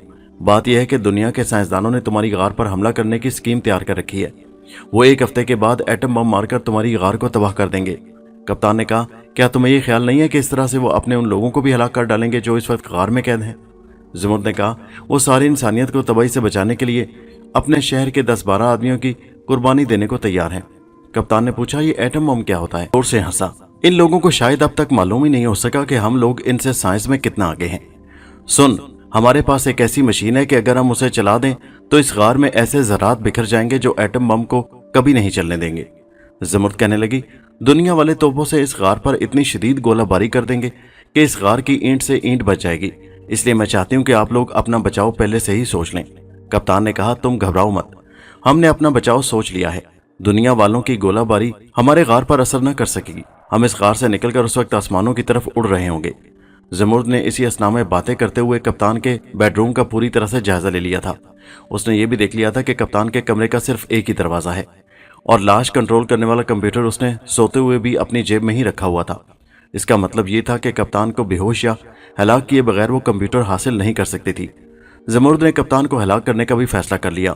کچھ باتیں کرنے کے بعد کپتان نے زمرد کو واپس اس کے کمرے میں بھیج دیا۔ اب اس نے پہرےدار سے باتیں شروع کر دیں اور باتوں ہی باتوں میں یہ معلوم کر لیا کہ بہرام اسی اڑن تشریح کی سب سے اوپر والی منزل میں قید ہے۔ زمرد نے پہرےدار سے کہا کہ اب وہ اس دنیا میں واپس جانا نہیں چاہتی۔ اس کی خواہش ہے کہ وہ اسی غار میں ستاروں کے کسی آدمی سے شادی کر کے اوپر نئی دنیا میں جا کر باقی زندگی بسر کرے۔ پھر وہ پہرےدار کی طرف دیکھ کر بولی، میں چاہتی ہوں میں تم سے شادی کر لوں۔ پہرےدار شرما گیا۔ وہ دل میں بڑا خوش ہوا کیونکہ اس کے ساتھ تو کوئی عورت بھی شادی کرنے کو تیار نہ تھی۔ اس نے کہا، یہ میری خوش قسمتی ہوگی۔ پہرےدار زمرد کے جال میں ایسا پھنسا کہ اس نے زمرد کو یہ بھی بتا دیا کہ کپتان اسے واپس دنیا میں بھیجنے کا ارادہ نہیں رکھتا، بلکہ وہ اسے اپنے ساتھ اڑن تشتری میں اڑا کر ستاروں کی دنیا میں لے جانا چاہتا ہے، کیونکہ اسے غار کے کھلنے کا راز معلوم ہو گیا ہے۔ زمرد حیران رہ گئی کہ اس کے بارے میں تو انہوں نے تھانے میں سوچا ہی نہیں تھا کہ کپتان ایسا بھی کر سکتا ہے۔ اس نے مسکراتے ہوئے کہا، اے میرے ہونے والے خاوند، یہ تو اور بھی اچھی بات ہے، اس طرح سے تو ہم دونوں اکٹھے اوپر جائیں گے اور اپنی خوشی سے شادی کر کے ستاروں کی دنیا میں باقی زندگی ہنسی خوشی بسر کریں گے۔ باتوں ہی باتوں میں زمرد نے پہرےدار سے کہا کہ ایک شخص بہرام اس اڑن تشتری میں قید ہے، وہ میرا بھائی ہے، میں صرف اسے ایک نظر دیکھنا چاہتی ہوں، اس سے 1-2 باتیں کرنا چاہتی ہوں، اگر تم کسی طرح سے مجھے میرے بھائی سے ملا دو تو میں بہت خوش ہوں گی۔ پہرےدار بھولا تھا، وہ زمرد کے جال میں بری طرح پھنس چکا تھا۔ اس نے جھٹ کہا، میں ایک شرط پر تمہیں بہرام سے ملا سکتا ہوں کہ تم اس کا ذکر زندگی میں کبھی کپتان پلوٹو سے نہیں کرو گی، کیونکہ اگر اسے پتہ چل گیا تو وہ مجھے موت کے گھاٹ اتار دے گا۔ زمرد نے کہا، پاگل ہو گئے ہو کیا؟ تم میرے ہونے والے خاوند ہو، میں بھلا اپنے خاوند کے خلاف کوئی بات کر سکتی ہوں؟ میں تو چاہتی ہوں کہ اپنے بھائی کو ایک نظر دیکھ لوں اور اس سے 1-2 باتیں کر لوں، تو آؤ میرے ساتھ۔ پہرےدار زمرد کو اندھیرے میں سے لے کر اوپر اڑن تشتری کی تیسری منزل میں اسے کمرے کے باہر آ گیا جہاں بہرام قید تھا۔ پہرےدار نے دروازے کا بٹن دبا کر کہا، تم اندر جا کر بھائی سے مل لو، مگر جلدی آ جانا، میں باہر تمہارا انتظار کر رہا ہوں اپنے بھائی سے۔ زمرد یہ کہہ کر کمرے میں داخل ہو گئی۔ اندر ایک دھیمی سی لال بتی جل رہی تھی جس کی ہلکی ہلکی روشنی میں بہرام لوہے کے ایک پلنگ پر خاموش لیٹا تھا۔ زمرد نے قریب جا کر اسے ہلایا اور کہا، میں زمرد ہوں بہرام، اٹھو۔ بہرام زمرد کو جانتا تھا کہ وہ محکمے کی بڑی اعلیٰ جاسوس ہے۔ وہ ہڑبڑا کر اٹھا۔ وہ بڑا حیران ہوا کہ زمرد وہاں کیسے آ گئی۔ زمرد نے اسے کہا کہ یہاں لمبی کہانی دہرانے کا وقت نہیں ہے، ہمیں تمہارے بارے میں کوئی خبر نہیں ملی تھی، ہمارا یہی خیال تھا کہ تم پکڑے گئے ہو اور یہی ہوا۔ بہرام نے زمرد کو بتایا کہ وہ کیوں اور کیسے پکڑا گیا۔ پھر زمرد نے کہا، میں اب تمہاری جگہ کپتان کی جیب سے کمپیوٹر نکالوں گی۔ بہرام بولا، وہ تو کمپیوٹر کو ہر وقت اپنی جیب میں رکھتا ہے۔ زمرد نے کہا، اس کے لیے اگر مجھے کپتان کو ہلاک بھی کرنا پڑے گا تو میں اسے موت کے گھاٹ اتار دوں گی، مگر کمپیوٹر حاصل کر کے رہوں گی۔ میں آخری فیصلہ کر کے یہاں آئی ہوں، کیونکہ اب ہم کپتان کو زیادہ وقت نہیں دے سکتے، اب ہمیں یہ انقلابی اور خونی قدم اٹھانا ہی پڑے گا۔ بہرام کہنے لگا میرا خیال ہے تم اپنے ارادے میں ضرور کامیاب ہو جاؤ گی، لیکن لاش کا کمپیوٹر اڑن تشتری کا مین سوئچ تباہ کر دے، کیونکہ اس کی تباہی سے اڑن تشتری اڑ نہیں سکے گی۔ ایسا ہی کروں گی، اب تم آرام کرو، میں جا رہی ہوں۔ زمرد جلدی سے باہر نکل گئی۔ اس نے پہرے دار سے کہا اے میرے ہونے والے خاوند، تمہارا بہت بہت شکریہ، اپنے پیارے بھائی سے مل کر اور باتیں کر کے میرے دل کی بڑی تسلی ہو گئی ہے، اب مجھے میرے کمرے میں لے چلو، میں آرام کرنا چاہتی ہوں۔ پہرے دار زمرد کو اس کے کمرے میں چھوڑ کر خوش خوش باہر پہرا دینے لگا۔ وہ بہت ہی خوش تھا کہ اس کی شادی دنیا کی ایک خوبصورت نیلی آنکھوں والی لڑکی سے ہوگی۔ وہ ساری رات خوشی سے پہرا دیتا رہا اور اندر زمرد یہ سوچتی رہی کہ کل اس نے کپتان پر کس وقت اور کہاں حملہ کرنا ہے۔ اس نے اگلا دن حملہ کے لیے چن لیا تھا۔ رات کے پچھلے پہر زمرد کو نیند آ گئی۔ دوسرے روز وہ کافی دیر تک سوئی رہی۔ دوپہر کو اس کی آنکھ کھلی، کمرے میں ہی اس نے ناشتہ کیا اور پھر کپتان کے پاس آ گئی۔ اس نے جھوٹ موٹ کپتان سے روپے کا مطالبہ کیا تاکہ وہ اپنی دنیا میں جا کر آرام کی زندگی بسر کر سکے، حالانکہ اسے معلوم تھا کہ کپتان اب اسے کبھی اس غار سے باہر نکلنے کی اجازت نہیں دے گا۔ وہ باہر جانا بھی نہیں چاہتی تھی جب تک کہ وہ لاش کو کر لیتی۔ کپتان نے اس کی طرف دیکھ کر کہا محترمہ، آپ کو روپیہ 1-2 روز میں مل جائے گا، ہمارے پاس جو کرنسی نوٹ ہیں وہ آپ کی دنیا میں نہیں چلتے، ہم نے آپ کے لیے آپ کی دنیا کے کرنسی نوٹوں کا بندوبست کیا ہے جو پرسوں آپ کو مل جائیں گے، پھر آپ اپنی دنیا میں واپس جا سکتی ہیں۔ زمرد نے کہا کپتان میرے ساتھ دھوکہ تو نہیں ہوگا؟ کپتان نے کہا ہرگز نہیں، اب آپ جا کر اپنے کمرے میں آرام کریں اور مجھے کام کرنے دیں۔ زمرد اپنے کمرے میں آ گئی۔ اس نے دیکھ لیا تھا کہ کپتان ریڈار پر کچھ ستاروں کو دیکھ رہا تھا، اڑن تشتری کو اڑانے کی تیاریاں کر رہا تھا۔ کپتان نے ستاروں کی دنیا کو پیغام بھیجا کہ 4 روز بعد اڑن تشتری آدھی رات کے بعد آسمان کی طرف اڑاتی جائے گی۔ اسے ایک ایسے طاقتور انسان کی ضرورت تھی جو اس دنیا کا مشہور پہلوان ہو۔ اس نے معلوم کیا کہ شہر سے باہر ایک مشہور باکسر یعنی مکہ باز رہتا ہے۔ کپتان نے دوپہر کے بعد جب مکہ باز اپنے گھر میں کھانے کے بعد آرام کر رہا تھا، لاش کو اس کے ہاں بھیجنے کی تیاری کی۔ وہ لاش کے کمرے میں گیا، اس کا سیکرٹری مسٹر مرکری اس کے ساتھ تھا۔ انہوں نے کمپیوٹر کو ضروری زاویے پر متعین کیا اور کپتان نے لاش کو حکم دیا اپنی جگہ سے اٹھو، تیار ہو جاؤ۔ بڑی سی میز پر لیٹی ہوئی لاش میں حرکت پیدا ہوئی۔ وہ ایک جھٹکے کے ساتھ اٹھ کر دیوار کے ساتھ لگ کر کھڑی ہو گئی۔ کپتان نے کمپیوٹر کے سرخ بٹن کو دبا دیا، لاش روشن ہو گئی اور پھر غائب ہو گئی۔ ادھر مشہور مکہ باز اپنے گھر کے ایک کمرے میں آرام کر رہا تھا کہ ایک بلی زور سے چیخ مار کر بھاگی۔ مکہ باز کی آنکھ کھل گئی، اس کی نیند خراب ہوئی تھی۔ وہ بلی کے پیچھے بھاگنے ہی لگا تھا کہ سامنے لاش نمودار ہو گئی۔ مکہ باز نے اونچی لمبی لاش کو دیکھا تو بس پتھر کا بت بنا دیکھتا ہی رہ گیا۔ اس کی سمجھ میں نہیں آ رہا تھا کہ وہ خواب دیکھ رہا ہے کہ جاگ رہا ہے۔ اس نے زور سے آنکھیں ملیں، لاش پھر بھی اس کے سامنے تھی۔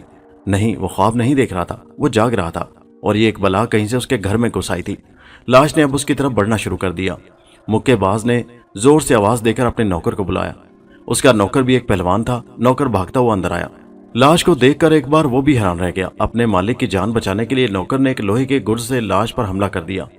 لاش کے بازو پر گرز لگا ہی تھا کہ وہ ایک جھٹکے سے اڑ کر دور جا گرا، زمین پر گر پڑا۔ وہ زمین پر سے اٹھا اور اس نے لاش پر دوبارہ حملہ کر دیا۔ لاش پریشان سی ہو کر نوکر کی طرف گھومی کہ یہ کیا نئی مصیبت اس کے پیچھے پڑ گئی ہے۔ نوکر نے فرش پر سے ایک کرسی اٹھا کر لاش کے سر پر دے ماری۔ کرسی ٹکڑے ٹکڑے ہو کر زمین پر گر پڑی۔ اب حملہ کرنے کی باری لاش کی تھی۔ لاش نے ایک ہاتھ اور ایک پاؤں آگے بڑھا کر نوکر کو زمین پر سے اٹھا لیا۔ لاش کے ہاتھ میں آتے ہی نوکر کو بجلی کا کرنٹ لگا اور وہ جل کر بھسم ہو گیا۔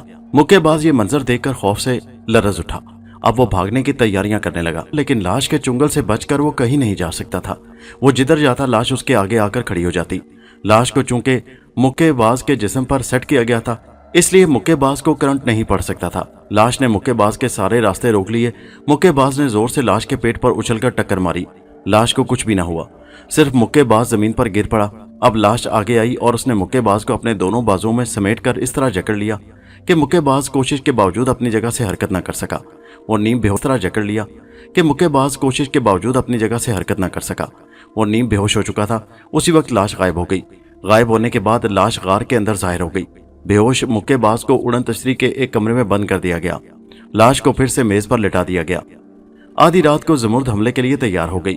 وہ پہرے دار کی آنکھ بچا کر کمرے سے نکلی اور سیدھی کپتان کے بیڈ روم کی طرف چل پڑی۔ اس کی جیب میں ایک ایسا ٹیکا تھا جس میں بڑا ہی زبردست قسم کا زہر بھرا ہوا تھا۔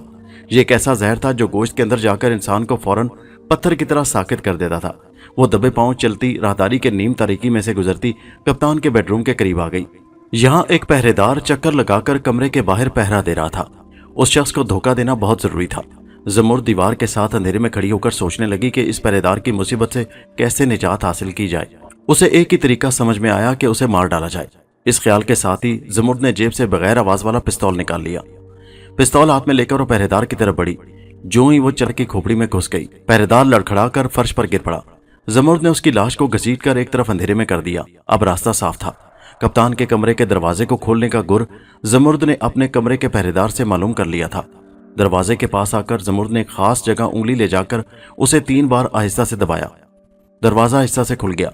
जमुर्द ने दरवाजे की दरजीनी से झांक कर अंदर देखा। कमरे में हल्की हल्की रोशनी हो रही थी। कप्तान अपने पलंग पर एक तरफ पहलू की एक गहरी नींद सो रहा था। जमुर्द खामोशी से अंदर दाखिल हो गई। उसने अपने पीछे दरवाजा बंद कर लिया। अब वो जबरदस्त खतरे में घिर गई थी। उसने एक पहरेदार को हलाक कर दिया था और वो उस तजुर्बाकार के सबसे बड़े आदमी को हलाक करने वाली थी। एक बार उसका दिल भी जोर से धड़का, मगर उसने अपने आप को हौसला दिया और उस एक आदमी को मारकर वो पूरी इंसानी आबादी को बचा रही थी। और फिर उस आदमी ने जाने कितने लोगों को मौत के घाट उतार दिया था। वो दबे दबे पांव उठाती कप्तान के पलंग की तरफ बढ़ती गई, यहां तक कि वो कप्तान के पलंग के पास एक तरफ खड़ी हो गई। उसे उसके खराटों की हल्की कप्तान के पलंग के पास एक तरफ खड़ी हो गई। उसे उसके खराटों की हल्की हल्की आवाज साफ सुनाई दे रही थी। जमुर्द के पास ज्यादा सोचने के लिए वक्त नहीं था। उसने जेब से इंजेक्शन यानी टीके की सुई निकाली। टीका जहर से भरा हुआ था। उस जहर के 2 कतरे ही कप्तान को मारने के लिए काफी थे। जमुर्द ने देखा कप्तान का बाजू आधा नंगा था। वो सुई हाथ में थामकर उसकी तरफ झुकी। जमुर्द का हाथ कांप रहा था। उसके माथे पर पसीना आ गया। अगर कप्तान जाग पड़े तो फिर क्या होगा? जमुर्द ने सर को आहिस्ता से झटका और अपने अहम काम के लिए पूरी तरह तैयार हो गई। अब टीके की जहरीली सुई कप्तान के बाजू के बिल्कुल करीब थी। जमुर्द ने आंखें बंद की और एक ही धचके से टीके की जहरीली सुई कप्तान के बाजू में घुसेड़कर पिचकारी का सारा जहर उसके खून में शामिल कर दिया। कप्तान ने एक बार हड़बड़ाकर जमुर्द को देखा और फिर उसे देखता ही रह गया। उसका आधा मुंह खुले का खुला रह गया। जहर ने कप्तान के खून को जमा दिया था। उसका सारा जिस्म पत्थर की तरह सख्त हो गया था। आंखें भी पथरा गई थी। कप्तान बहुत बुरी तरह से हलाक हो चुका था। जमुर्द ने पिचकारी खींचकर बाहर निकाल ली। उसने कप्तान की अंदरूनी जेब में हाथ डालकर कंप्यूटर निकाल लिया। कंप्यूटर अपने हाथ में लेते ही जमुर्द की जान में जान आ गई। वो बड़ी तेजी से मुर्दा कप्तान के बेडरूम से बाहर निकल आई। कंप्यूटर उसने अपनी कमीज के अंदर छुपा लिया और दबे पांव चलती वापस अपने कमरे के दरवाजे पर आ गई। पहरेदार सो रहा था। वो चुपके से आगे निकल आई। उड़न तश्तरी की 3री मंजिल की सीढ़ियां चढ़कर वो बहराम के कमरे में आ गई। बहराम सो रहा था। जमुर्द ने बहराम को जगाकर बताया कि वो कंप्यूटर ले आई है और कप्तान मर चुका है। बहराम ने कंप्यूटर देखा तो खुशी से उसकी चीख निकलते निकलते रह गई। जमुर्द, तुमने एक ऐसा काम किया है कि इस शहर के लोग और उनकी आइंदा नस्लें तुम्हें कभी फरामोश नहीं करेंगी। बहराम ने कहा कि सबसे पहला काम उन्हें यह करना चाहिए कि खूनी लाश को इस गार से बाहर पहुंचा दिया जाए। उसने कंप्यूटर सामने रखकर बटन दबा दिया और आहिस्ता से मुंह लगाकर लाश को हुक्म दिया कि बाहर जाने के लिए तैयार हो जाए। लाश को एक झटका लगा। वो अपने कमरे में मेज पर से उठकर खड़ी हो गई। बहराम ने उसे कहा, इस गार से निकलकर टीले के बाहर बड़ के दरख्त तले जाकर लेट जाओ और अगले हुक्म का इंतजार करो। लाश रोशन होकर गायब हो गई और दोबारा टीले से बाहर बड़ के दरख्त तले जाहिर होकर दरख्त के नीचे लेट गई। बहराम जमुर्द को लेकर कमरे से निकला और गार के हाल में आ गया। उसकी खुशी की इंतहा न रही जब उसने देखा कि लाश गायब थी। वो बाहर निकल ही रहे थे कि एक सिपाही ने उन्हें देखकर ललकारा, कौन हो तुम? बहराम ने जमुर्द को एक तरफ कर दिया और खुद उस सिपाही के पास आकर कहा, मैं एक जरूरी काम से यहाँ आया हूँ। सिपाही ने कहा, तुम इस दुनिया के इंसान हो, तुमको यहाँ आने की इजाजत किसने दी है? बहराम ने कहा, मेरे पास इजाजतनामा मौजूद है, दिखाऊं? हाँ दिखाओ, सिपाही ने कहा। बहराम ने जेब में हाथ डाला और एक पिस्तौल निकालकर सिपाही की खोपड़ी में फायर कर दिया। खटाक की आवाज के साथ ही सिपाही की आधी खोपड़ी उड़ गई और वह धम से फर्श पर गिर पड़ा। जमुर्द, अब जल्दी से यहाँ से निकल चलो। जमुर्द ने कहा, उड़न तशरी में जो लोग कैद हैं उनका क्या होगा? उन्हें आजाद कराना बहुत जरूरी है। बहराम बोला, सबसे पहले इस कंप्यूटर का इस गार से बाहर निकलना बहुत जरूरी है। बाहर जाकर हम उड़न तशरी के कैदियों को भी आजाद करा लेंगे। लेकिन अगर यहाँ के सिपाहियों ने बहराम ने जमुर्द को साथ लिया और बड़े हाल कमरे से गार के दरवाजे की तरफ भागा। उसके कदमों का शोर सुनकर सिपाही बेदार हो गए। वो इधर उधर दौड़ने और एक दूसरे को आवाजें देने लगे। किसी ने दूर से आवाज दी, कप्तान को किसी ने हलाक कर दिया है। इस आवाज के साथ ही सारे गार में एक अफरा तफरी मच गई। बहराम और जमुर्द अब भागते हुए गार के दरवाजे पर पहुंच चुके थे। उन्होंने जल्दी से दरवाजे के बटन को दबा दिया। दरवाजा खुल गया। दोनों दरवाजे में से निकलकर बाहर मैदान में आ गए। रात के आसमान पर सितारे चमक रहे थे। सिपाही उनके पीछे भागे मगर उन्होंने बाहर निकलते ही दरवाजा बंद कर दिया और उस दरख्त की तरफ भागने लगे जहां लाश लेटी हुई थी। उन्हें महसूस हुआ कि गार में से निकलकर सिपाही उनका पीछा कर रहे हैं। बहराम एक पत्थर के पीछे छुप गया। उसने कंप्यूटर निकालकर लाश को हुक्म दिया कि गार से आने वालों को हलाक कर दे। लाश अपनी जगह से उठी और गार के दरवाजे की तरफ बढ़ी। सिपाही बंदूकें हाथ में लिए भागे आ रहे थे। लाश उनके सामने आ गई और उसने एक ही बार हाथ बढ़ाकर 4 सिपाहियों को जलाकर भस्म कर दिया। बाकी सिपाही तो वापस भाग गए। जमुर्द ने कहा, कहीं ये लोग उड़न तक पीछे छुप गया। उसने कंप्यूटर निकालकर लाश को हुक्म दिया कि गार से आने वालों को हलाक कर दे। लाश अपनी जगह से उठी और गार के दरवाजे की तरफ बढ़ी। सिपाही बंदूकें हाथ में लिए भागे आ रहे थे। लाश उनके सामने आ गई और उसने एक ही बार हाथ बढ़ाकर 4 सिपाहियों को जलाकर भस्म कर दिया। बाकी सिपाही तो वापस भाग गए। ज़ुमर्द ने कहा, कहीं ये लोग उड़न तश्तरी लेकर ऊपर न उड़ जाएं। उड़न तश्तरी की मशीन लाश से तबाह करवा दो। बहराम ने फौरन कंप्यूटर के साथ मुंह लगाकर लाश को हुक्म दिया कि वो गार के अंदर जाकर उड़न तश्तरी के मेन रूम की मशीन को तबाह कर दे। हुक्म मिलते ही लाश गायब हो गई। गार के अंदर एक हंगामा मचा हुआ था कि उड़न तश्तरी के सबसे निचले कमरे में जहां मशीन लगी हुई थी, लाश नमदार हो गई। यहाँ एक इंजीनियर उड़न तश्तरी को उड़ाने की तैयारियां कर रहा था। लाश को देखकर उसने मशीन गन से लाश पर फायर कर दिया। गन में से आग का एक शोला निकला और लाश पर पड़ा, मगर लाश पर उसका कोई असर न हुआ। लाश आगे बढ़ी और उसने इंजीनियर को एक जोरदार थप्पड़ मारा। इंजीनियर का जिस्म 2 टुकड़े होकर फर्श पर गिर पड़ा। बहराम ने कंप्यूटर पर लाश को मशरी के दरवाजे पर पहरा दे ताकि गार का कोई सिपाही अंदर दाखिल होकर वहां पर कैद शहरियों को हलाक न कर सके। हुक्म के मुताबिक लाश उड़न तश्तरी के गेट पर जाकर खड़ी हो गई। कप्तान प्लूटो की मौत के बाद मरकरी ने चार्ज संभाल लिया था। उसने हुक्म दिया कि लाश को नेस्तो नाबूद कर दिया जाए ताकि उड़न तश्तरी में कैद लोगों को मौत के घाट उतारकर कप्तान के कत्ल का बदला लिया जाए। सिपाही कई किस्म के हथियार लेकर लाश पर हमलावर हुए, मगर लाश पर कोई हथियार असर नहीं कर रहा था। उड़न तश्तरी के कमरों में कैद लोग ये सारा तमाशा बाहर निकलकर दीवार की दर्जों में से देख रहे थे और खौफ से कांप रहे थे कि जाने उनका क्या हशर हो। बहराम और ज़ुमर्द अब शहर की तरफ भागे। रात ढलना शुरू हो गई थी। वो जंगल में से निकलकर सड़क पर आए। उन्होंने इंस्पेक्टर आर्थर को ट्रांसमीटर से इतला कर दी थी कि कंप्यूटर कब्जे में आ गया है, कप्तान प्लूटो को हलाक कर दिया गया है और उड़न तश्तरी की मशीन तबाह करने के बाद लाश उसके दरवाजे पर पहरा दे रही है। इंस्पेक्टर आर्थर ने उसी वक्त ये खबर इंस्पेक्टर जनरल को भी सुना दी। ये सारे लोग जीप में बैठकर ज़ुमर्द और बहराम ने दूर जीप की रोशनियां देखी। वो लोग आ रहे हैं। इंस्पेक्टर ने बहराम को गले लगा लिया। ज़ुमर्द का बेहद शुक्रिया अदा किया। बहराम ने कहा, इंस्पेक्टर अभी हम खतरे से नहीं निकले। लाश गार में है। सितारों की मखलूक उड़न तश्तरी में कैद लोगों को कत्ल करने की तरकीबें कर रही होगी।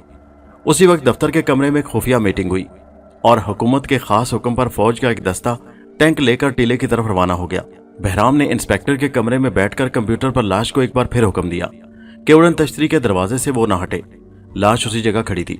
फौज के दस्ते ने टीले के बाहर पहुंचकर मोर्चा संभाल लिया और टैंक ने सितारों की मखलूक को डराने के लिए टीले के दरवाजे पर पहला गोला फेंका। गोले ने फटकर दरवाजे के परखच्चे उड़ा दिए। बहराम और इंस्पेक्टर ने वायरलेस पर सिग्नल देकर कप्तान के नायब मरकरी को कहा कि वो हथियार डाल दे। मरकरी ने जवाब में कहा, मैं कभी हथियार नहीं डालूंगा। अगर तुम लोगों ने गोलाबारी बंद न की तो मैं तुम्हारे आदमियों को कत्ल कर दूंगा। बहराम ने कहा, मैं जानता हूं तुम ऐसा नहीं कर सकते। हथियार नहीं डालूंगा। अगर तुम लोगों ने गोलाबारी बंद न की तो मैं तुम्हारे आदमियों को कत्ल कर दूंगा। बहराम ने कहा, मैं जानता हूं तुम ऐसा नहीं कर सकते, इसलिए कि उड़न तश्तरी के दरवाजे पर लाश पहरा दे रही है जिसको तुम किसी सूरत भी खत्म नहीं कर सकते। तुम्हारी भलाई इसी में है कि हथियार डालकर अपने आप को हमारे हवाले कर दो, नहीं तो हम अपने आदमियों को निकालकर टीले की ईंट से ईंट बजा देंगे। नायब कप्तान ने कहा, तुम टीले की ईंट से ईंट बजा सकते हो, लेकिन याद रखो हम तुम्हारे हाथ नहीं आएंगे। बहराम ने एक बार फिर कहा, मिस्टर मरकरी, अपने साथ दूसरे साथियों को भी हलाकत में ना डालो। अब भी वक्त है, हमारी बात मान लो। हथियार फेंक कर सरों पर हाथ रखकर एक एक करके बाहर आ जाओ, हम तुम्हें कुछ नहीं कहेंगे। दूसरी तरफ से एक बार फिर नायब कप्तान का कहकहा बुलंद हुआ, मिस्टर बहराम, तुम लोग हमें कभी कैद ना कर सकोगे, तुम लोग हमें मार भी ना सकोगे। हमें मालूम है कि तुम टीले पर इस वक्त तक बमबारी ना कर सकोगे जब तक कि तुम्हारे आदमी हमारी उड़न तश्तरी में बंद हैं। याद रखो, हम तुम्हारे हाथ नहीं आएंगे। हम एक बार फिर तुम पर साबित कर देंगे कि हम साइंस में तुम लोगों से बहुत आगे हैं। उसके बाद गार की तरफ से सिग्नल आने बंद हो गए। बहराम ने उन्हें कई बार आवाज दी, मगर उधर से कोई जवाब न आया। उन्होंने सोचा कि अब क्या किया जाए। उनके आदमी गार में कैद थे, वो गार पर गोलाबारी भी नहीं कर सकते थे। इंस्पेक्टर ने कहा, लाश को हुक्म दिया जाए कि वो एक एक करके हमारे आदमियों को गार से बाहर ले आए। बहराम बोला, जो ही लाश एक दो आदमियों को लेकर बाहर आई, गार वाले बाकी आदमियों को कत्ल कर देंगे। वो खुद तो मौत के मुंह में है, वो हमारे आदमियों को भी जिंदा न छोड़ेंगे। ज़ुमर्द ने कहा, मुझे तो यूं लगता है कि उनके पास कोई दूसरी उड़न तश्तरी भी है। जब भी वो कह रहे थे कि हम उन्हें कभी नहीं पकड़ सकेंगे। बहराम ने इंस्पेक्टर की तरफ देखा और पूछा, इंस्पेक्टर, तुम्हारा क्या ख्याल है? इंस्पेक्टर ने कहा, हो सकता है। अभी वो ये बातें कर ही रहे थे कि एक धमाका हुआ। गार की छत फटकर एक तरफ हो गई और उसमें से एक उड़न तश्तरी बड़ी खौफनाक आवाज के साथ बुलंद हुई। कमांडर ने हुक्म दिया, उड़न तश्तरी को निशाने में लेकर गोलाबारी करो। फौज ने गोले बरसाने शुरू कर दिए। कई गोले जाकर उड़न तश्तरी को लगे, मगर उस पर कोई असर न हुआ। उड़न तश्तरी अब आसमान की तरफ बुलंद हो रही थी। उड़न तश्तरी को निशाने में लेकर गोलाबारी करो। फौज ने गोले बरसाने शुरू कर दिए। कई गोले जाकर उड़न तश्तरी को लगे, मगर उस पर कोई असर न हुआ। उड़न तश्तरी अब आसमान की तरफ बुलंद हो रही थी। वो घूम रही थी बिल्कुल लट्टू की तरह और उसके नीचे से बड़ी जबरदस्त रोशनी फूट रही थी। गोला बारी उस पर बराबर हो रही थी, मगर उस पर कोई असर नहीं हो रहा था। देखते ही देखते उड़न तश्तरी आसमान की बुलंदियों में उड़ गई और फिर इतनी ज्यादा रफ्तार के साथ उड़ी के दूर सितारों के साथ खुद भी एक सितारा नजर आने लगी। ठीक उस वक्त वायरलेस पर नायब कप्तान की आवाज बुलंद हुई, मिस्टर बहराम, मैं ना कहता था कि तुम लोग हमें गिरफ्तार ना कर सकोगे। हम अपने सारे आदमियों के साथ उड़न तश्तरी में बैठकर अपने सितारे की तरफ जा रहे हैं। शायद हम फिर कभी तुम्हारी दुनिया में आए, फिर हम ज्यादा सादो सामान के साथ आएंगे और शायद तुम लोग हमारा मुकाबला ना कर सको। खुदा हाफिज। उड़न तश्तरी निगाहों से गायब हो गई। उस वक्त गार में जाकर कैद सारे लोगों को रिहा कर दिया गया। लाश बुत बनी पहरा दे रही थी। लाश अब बेबस थी और उनके कंट्रोल में थी। वह लाश एक बार रोशन हुई और फिर गायब हो गई। उसके गायब होते ही कंप्यूटर को तोड़ फोड़ कर रेजा रेजा कर दिया गया। यूं खूनी लाश हवा में तहलील हो गई और उसकी तबाही